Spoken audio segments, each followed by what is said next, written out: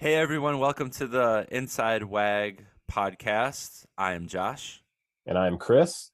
Today we are welcoming Nicole Kupfer to the podcast, a fellow WAG coach or colleague and friend. She is a coach. She is a 59-kilogram athlete for Catalyst Athletics, working under Amy and Naya Everett and the whole team over there. She'll definitely fill us in more about that. And as we recently learned, she is a huge Taylor Swift fan, which I'm sure we'll get into at some point as well. So welcome to the podcast, Nicole. Thanks.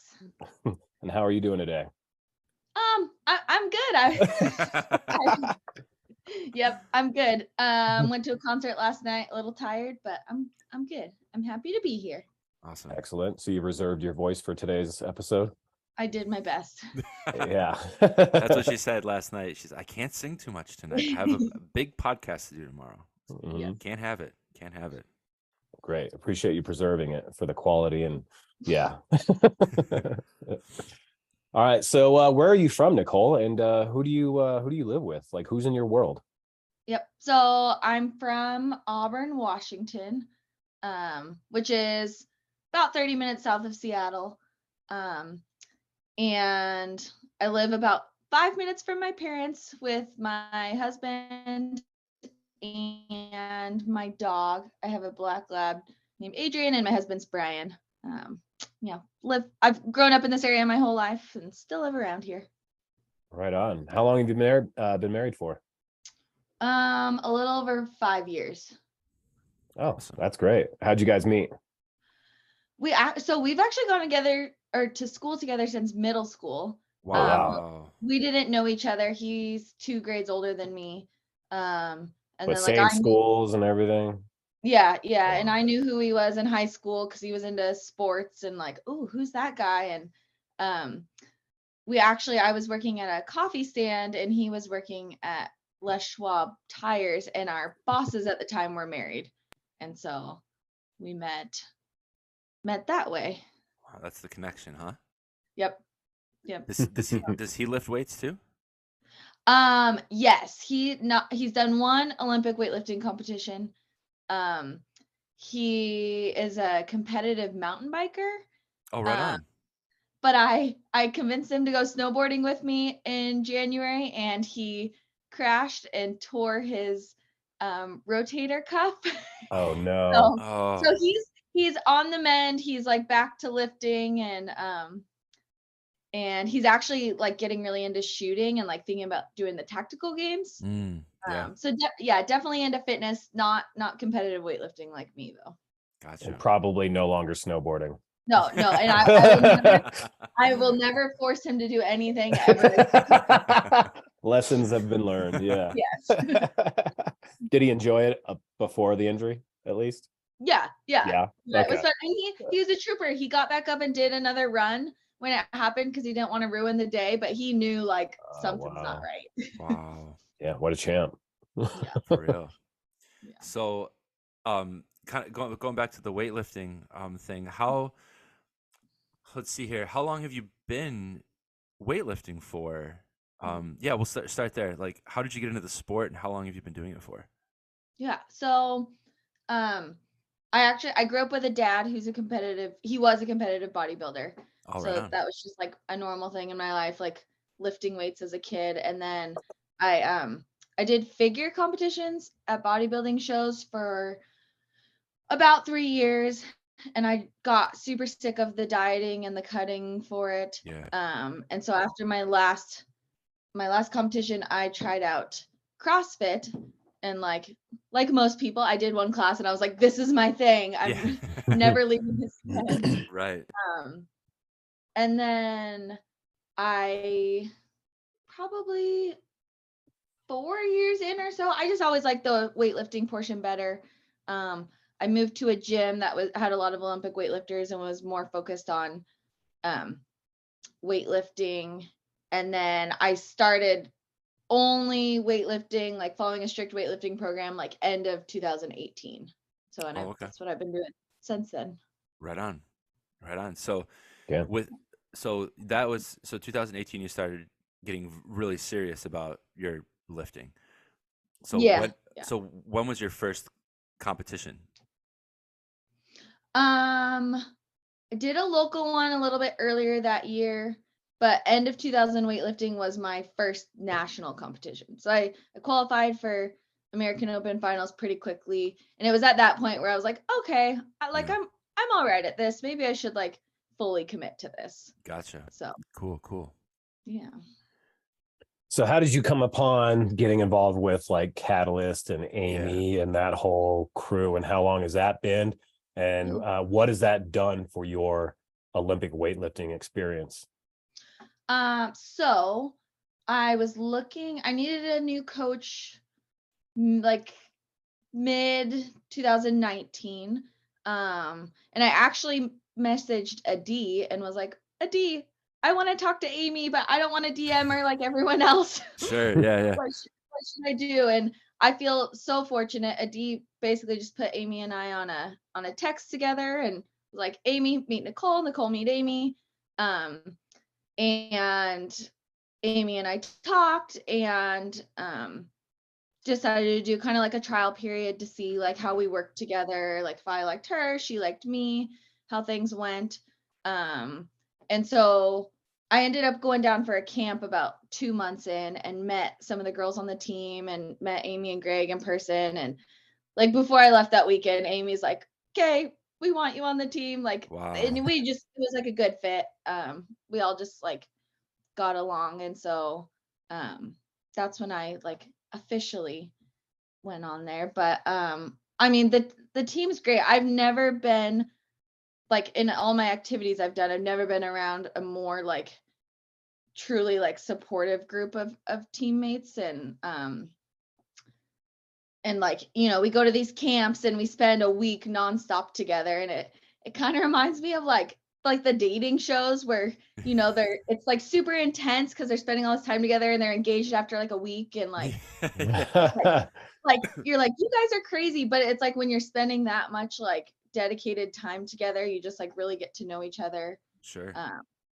And yeah, everyone's great. Like we're all, you know, varying levels, and even our like, you know, whatever level we are, like everyone's just so supportive of each other. And yeah, it's a great group. Yeah. That's awesome. Go ahead, Josh. I was gonna ask, is Greg an intense dude?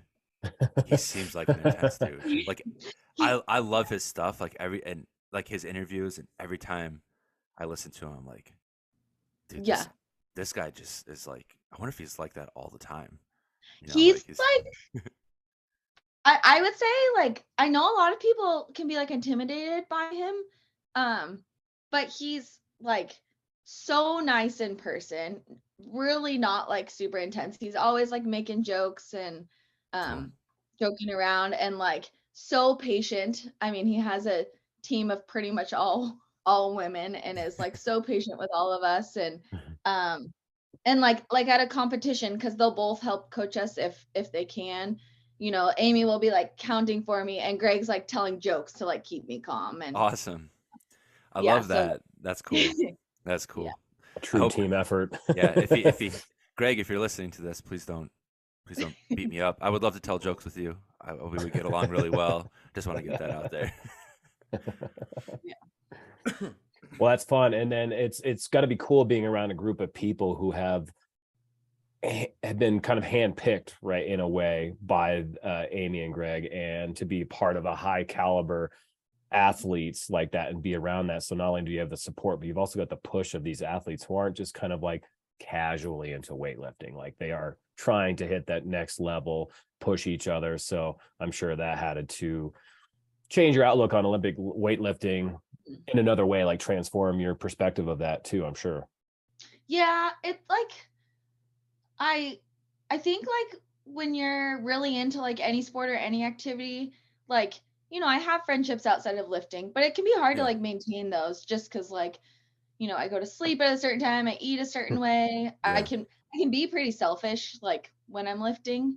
And it's like it's nice to be with this group of girls that like, you know, we love each other and we know we have each other's backs, but like we also know like when I'm competing, you know, they don't expect me to like be doing things for them or Right. even watching them. And Yeah, they get like, it. yeah. So we have that like that support and understanding, but then just like the respect, like, nope, you do your thing. And like, you know, Greg and Amy, like when they're bringing someone onto the team, like they ask the team, you know, like it's important that we all meet everyone. And for the most part, we have some people that are in different countries, but like they really value our opinions, and it's like it's a nice feeling that it's like really like a team kind of decision, and we're all there for each other. Right Yeah, on. it's like another level of like an intimate understanding of you as a person, as an athlete, and then so they can wholeheartedly support you in so many areas of your world. Yeah, Like your I mean, nutrition, Amy, fitness, sleep, all that good stuff, you know? yeah, and Amy, like honestly, probably knows more about me than like a good chunk of people in my life, like outside of lifting too. So, because it all impacts your lifting and how things are. Oh yeah. Yep. They're going to want to know what's going on in your world fully. Yeah. So how did you come across WAG? We gotta kind of maybe go back a few steps here, but how did you come across WAG and then eventually get into being a coach? Yeah. So it was at my first CrossFit gym. And I had like at that point, you know, tried everything. I'd done my bodybuilding dieting. I had tried to do like paleo zone, like all the different things. And there was some people at my gym that were like, they were losing weight and just like looking really good. And like, I was like, what are you guys doing? And they started talking about WAG and that they were, you know, tracking. And it was just like they didn't even have to say anything. Their results were just like amazing. And you could see it like in their performance and the way they looked. And so I think I just like looked into it and was like, okay, I'm gonna sign up. Yeah. And that was in 2016. Yeah, I was in my final semester of grad school, which I'm glad I started at that time too, because I've had, you know, quite a few clients who are students, and I'm like, yep, I know what it's like, you know, working and going to school and all that. And then I just like, I loved it so much. And then that's when I was like starting my career as a school counselor. And so like, and I've always been like, I had passion for nutrition too, just growing up with my dad and that. And so I think I would email the vet and was like, what can I do to be a WAG coach? How do I do this? And she just started giving me things, and I was asking my coach at the time. And then I think I slowly became a sub coach. I don't, the time flies by. Yeah. Probably like the next year or so. That's all right. Yeah, that's cool. So Yvette was your coach? No, so Dan was my coach long ago. Wow. Okay. Yeah, Dan, and then I had Francesco for a bit, and then Yvette's been my longest coach though. Gotcha. And then now I work with Tara. Gotcha. Cool. So, oh, awesome. Yeah. Fun note for our listeners too. I want to say, Josh, correct me if I'm wrong, but Nicole is the first person to say that she did not discover WAG via podcast. I think you're right. Right? It's we've had a trend, Nicole, is seeming like everyone hearing their story, like, oh, I heard about WAG on a podcast, and then the rest is history. But I think you're the first one to say it was like kind of a word of mouth thing from your local gym. So that's fun. It's different. Yeah. So you mentioned being a high school counselor. That's you're currently doing it. You have two roles. You coach for WAG and you're a high school counselor. But how did you get into that world, and what made you want to pursue that? Yeah. So I did my bachelor's in psychology, and then I was working a job like early learning kind of place with we worked with abused and neglected kids birth to 5 years old, and I really liked the work. I really liked working with kids, but I looked at the people who had been there forever and they were so unhappy and like not enjoying their lives. So I was like, I don't want to be that person, but I know I like this field. And so just kind of got thinking like, what happens to these kids when they're school age? And I knew I wanted to go back to school at some point. And so that's when I did my master's of education in counseling. And yeah, went into that. And do you want me to talk about how like the two of them some too, or both jobs? Yeah, Sure. like fill us in. Like, how does that? Yeah. How do you balance both of those worlds? You know, between being a Yeah. coach and then being a counselor. I mean, obviously, there's probably some shared skills and traits across the board that empower you in both areas. But like, what's it like dealing with kids all day and then dealing with mostly adults in your coaching world? Yeah. So I started as a school counselor, did that for 2 years, and I was just like loving the WAG sub coaching. And it was kind of one of those things like I knew I'd regret it if I didn't do it. And so I was a full-time coach for a year. And I loved it, but I realized like working from home and setting my own schedule is not something that I'm very good at. And you know what, and I missed the school. Like I just missed the kids and that. And so I felt really fortunate that one, I was able to go back to the school that I had previously worked at. But two, that WAG was like okay with me continuing on as a part-time coach. And yeah, it's like I feel like I'm so lucky and I have the best of both worlds now because I have these like two things that I really love and I'm passionate about. And I get to do both of them. And like you know, we have to work to pay our bills, and I love that like WAG feels like something that I like truly choose to do. Like you know, it's nice to be paid for it, but like yeah, it's like I get to do it because it's something I love and I want that part of my life. But it's definitely like they are both very mentally draining jobs. Yeah. You know, Yes. I can't and I imagine the counseling. I mean, that's a big deal. It's a big deal yeah, for the kids. yeah. So it can definitely be a lot sometimes, like doing both. And I'm sure like I don't know if other coaches have talked about this, but like so much of what we talk about as nutrition coaches isn't nutrition. It's like all the other things and the mindsets around it. So I definitely have to be careful to like not be too much of a counselor because that's not that's not my scope as a nutrition coach. But I've gotten much better at time management, and I think that's how I'm able to manage both. I, you know, front load a lot of my week. I do some work on Sundays. And I also have the school break. So, you know, I have a good chunk of time off in the summer. I have you know, winter break and those things. And so I think being that the school is a job like that and that it has set hours, and then I mean, I'd go crazy in the summer if I didn't have something to be doing. So I love Sure. that I still have check-ins. For sure. Yeah, it's pretty great too. And getting all the school holidays and all that good stuff too. It's kind of a good alignment there. Yeah. Yeah. Right on. So, Yeah.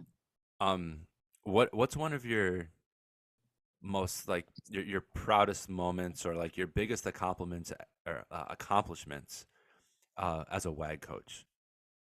I actually thought about this one ahead of time because I was like, what am I gonna say? Well, I had like two kind of big ones Yeah, that you I can. couldn't really. Every single person that's been on the podcast has said, "Well, I have like 2 or 3." It's like go, yeah, 100% go for it. Yep. Okay. Totally. Totally. I'd say, well, I mean, so being that I'm an Olympic weightlifter, I work with a lot of clients who also compete in weightlifting, Yeah. and so like making weight is like a fun game to me, and like. Like, I know the clients probably don't feel that way. And sometimes, you know, they're like, Nicole, we're cutting it close. And I'm like, no, we're good.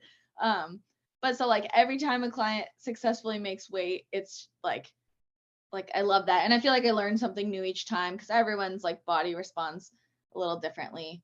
But I think like even outside of weightlifting, and this applies to like weightlifters or non-weightlifters, but like hearing people say they feel like more confident and comfortable in their bodies. I would say like every time I hear that, it's like yes, we're doing it. Like, cause I know that was like a big shift that happened for me, like through my WAG journey. And it's just like, you know, our goals are going to change, our goal weights and all that's going to change. But just like I feel like when you're comfortable and confident in your body, like you just like it carries over to every other aspect of your life. Like, you know, you're more confident at work, you're more confident in your relationships. And so I'd say like it's kind of general, but like every time I hear a client say that, it's like, yes. Mm-hmm. Awesome. And that's an interesting balance with the type of clients you probably notoriously work with. Being an Olympic weightlifter, you probably get more of those in there. And for you to say that they're happy about their, not only their body image, aesthetics, but as well as performance, and having that fine balance of both worlds, normally that can be a give and take where one precedes the other, or is more important than the other. And you can't, sometimes you maybe can't have both, right? And so that's such a fine line to walk, with athletes who want to look a certain way and look like the athlete, but also, have the right amount of fuel to actually be strong and be good at the thing that they want to be good at. So that's a mastery and a skill for sure. Yeah, definitely. Yeah. And I like, even, and maybe this is part of my journey I've had myself, but like even being a weight class athlete, like there's like a time and a place to focus on your weight, and then you got to have like those breaks from it, because otherwise you just like, you can't be like focusing on your weight all the time. No. Too. It's just like exhausting. So yeah, I like helping people kind of shift their mind from that, even if they are an athlete in a weight class sport. Cool. Yeah. So stemming off of that, what's one really solid piece of advice that you love giving your clients, or maybe a few kind of high level pieces of advice that you feel really help things click for people?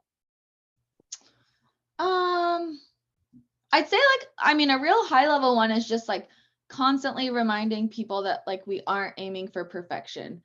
Like there's just like, I mean, and I think about this in my lifting too. Like, of course, like the goal would be to be perfect, but you're never going to be perfect. And if that's like what you're using to like measure your success, like you're never going to get there. But like, like we're aiming to do the best that we can, but it doesn't have to be perfect. And just like constantly, like sometimes I feel like maybe my clients get annoyed when I'm saying this like over and over and over and over. But yeah, just like, I mean, not aiming for perfection. I'd say too, like reminding people that like this, like you're never done with your nutrition. Like you eat your whole life. And so like, it's not something you're just ever going to like be done and finished with. And so like reminding people to like enjoy the moments with their families and like enjoy their trips, and like, look at the big picture, and that those special events like really don't happen super often and aren't a big part of their lives. And so like nutrition and dialing things in is always going to be there, but those things aren't. And so well, that's good. I love that. I resonate with that a lot. Yeah, because like you eat your whole life. Like it's not like one day you're gonna be like, okay, I'm done. Like yeah, right. By the very nature of biology and survival, keeping us alive, food is an inherent part of that, and that provides a means, but also enjoyment and all that. And like you said, like it's something, we're all foodies, right? Like by the very nature of survival. And so why not get a grasp on that, not only to get where you want to be, but to stay there a little easier, hopefully, or maybe a lot more easy, a lot easier. So that's awesome. Yeah. And I think along those lines too, like reminding people that tracking is like one tool of many. I think a lot of people come to WAG thinking like, oh, we only track macros. And like, if I'm not tracking macros, I can't be a WAG client. And I know like my first retreat, it blew my mind how many coaches like either don't track or like don't track all the time. Like I walked in thinking like everyone's going to have their food scales out and like, and so I know that was really eye-opening for me. And I wish that like I've gotten a chance to like see some of my clients in real life and like have a meal with them and like, yeah, just that like tracking's like one way that we can make progress, but it's not like the way, the only way. Right. Yeah. So you might have just answered the question I was going to ask. Mm-hmm. Your when you talk to someone about, the trips, not aiming for perfection, right? And they go on a trip. What are some of like the like prompts or the cues or the goals that you present to them, Mm-hmm. so that they can stay like conscious of like what they're doing, but also like enjoy themselves? Like Yeah. what would you say to someone just, in a situation like that? Yeah. I'd say, I mean, there's lots of things, but Yeah, the yeah, main totally. thing, is I usually like recommend that people choose like 1 to 3 daily goals to focus on. And like call it like low hanging fruit, like things that like feel too easy. So like maybe it's like focusing on their water intake, or like it's, making sure you have a protein source at 2 or 3 of your meals that day.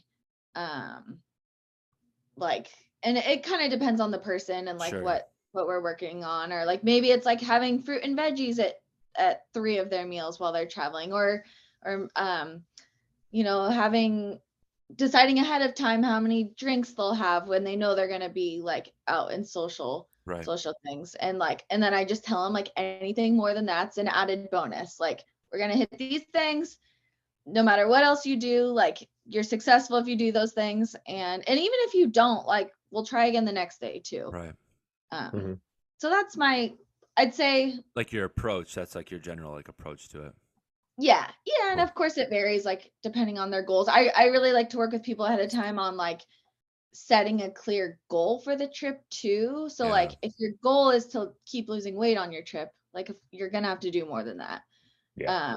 But if your goal's like, I just want to come home and not feel crappy, then like that might be enough.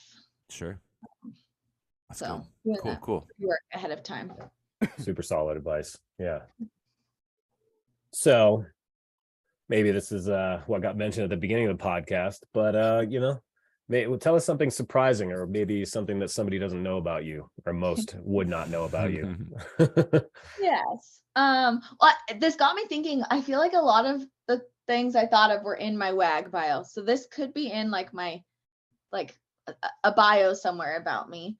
But I am like a super big Taylor Swift fan.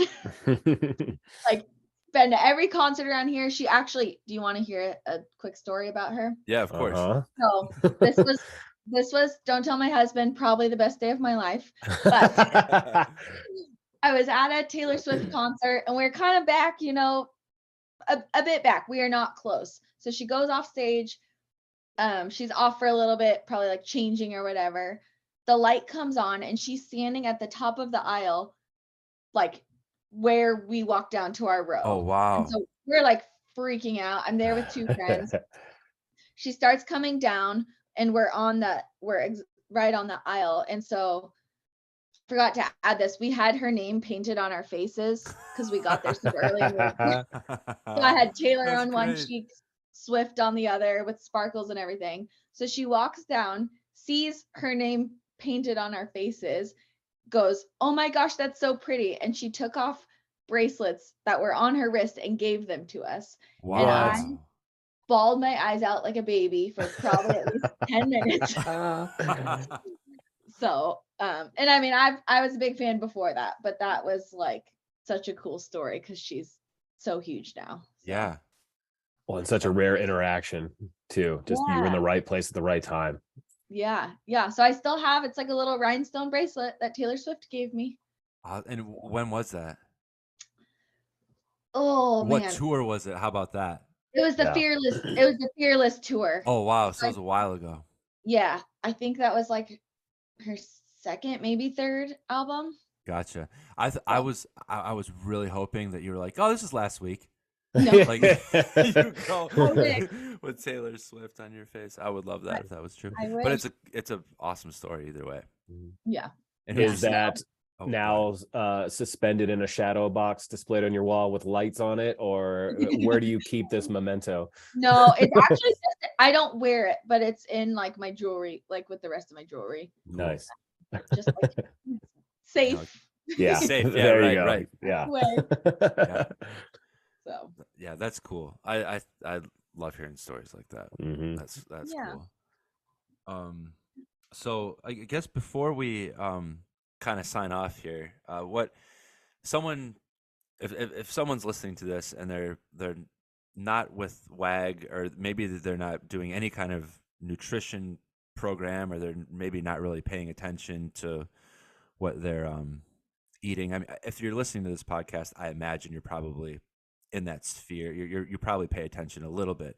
But what's something that like you would a general piece of advice that you could give someone just to get them started? Like if someone said, Nicole, you're at a Christmas party. I'm sure this happens to you. Happens to me. Happens to Chris. Yep. What do I do? I gotta get into shape. I gotta do something. What do I do? What do you say to someone like that? This is not very specific, but I would tell somebody that there's never a perfect time to start. I think if we wait for a perfect time where like you're gonna have no social events, no holidays, like it's never gonna come up. There's always going to be things. And so like because I'm imagining at a holiday party, someone would be like, yeah, once this holiday party's over and once Christmas is over, then I'll do it. So just letting them know like there's never a perfect time. But then also kind of similar to what I mentioned for vacations, just like starting small and not trying to bite off more than you can chew at first. And so like, maybe you're not ready to sign up for a coach yet, or maybe like financially you can't do it yet. And if like that's the case, like it doesn't mean you can't do anything. Like start looking at how much water you drink, or start like seeing how you can get more protein in your meals, or I just say like picking one thing and starting with that. Cool. would be and if you can sign up for WAG, we can help too. Right. Yeah, of course. Yeah, we actually, aside from offering coaching, we have a wealth of free information out there to help most people get a general sense of like a good starting point and apply some of these principles to their world, and then see how that works for them, and then determine, well, maybe I've been doing well by myself, I could kick my results up by getting a coach, or this is just sufficient for now because I'm making changes, and when I'm ready to make bigger changes, maybe I'll take that leap. So that's great. That's really good feedback and like advice for sure. And like I think maybe I'm going off on a tangent now, but I just thought of this, like that you don't have to have like a specific event or a specific anything to like have a coach. Like it's not therapy, but like I know for me, like I work with my coach all the time, no matter if I have like an event or something. And we might check in less often, but it's kind of like this thing that you can constantly be doing even if you don't have something specific. So like not putting pressure to like have a specific goal or anything like that. And like of course as coaches it helps us when we can help you figure out your goal, but like you don't have to be competing in a month or 6 months or something like that to work with a coach. Right.